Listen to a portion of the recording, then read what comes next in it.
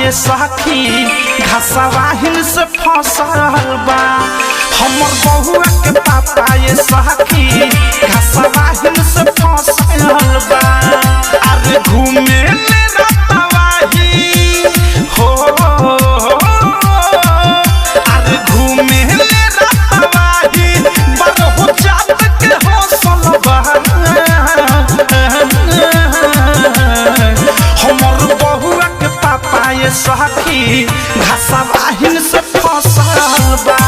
हमर बहुआ के पापा ये सखी घसवाहिन से फसल बा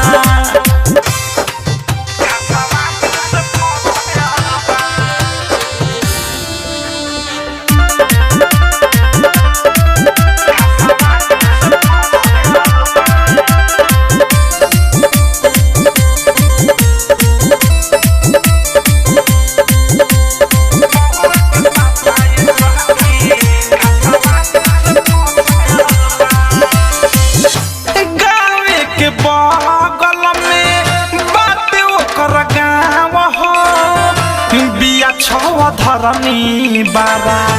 धरे ले छाव हो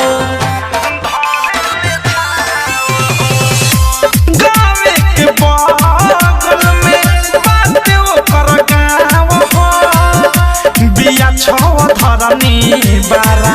धरे ले छाव हो अरे हमरो से ज्यादा सैया जी के दिलवा में बसल बा हमर बहुआ के पापा ये सखी घसवाहिन से फसल बा हमर बहुआ के पापा ये सखी घसवाहिन से फसल बा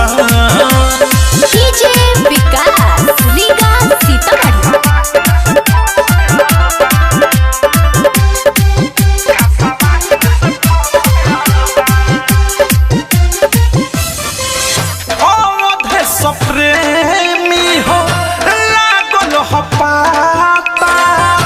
ओकरा से जोड़ले बारे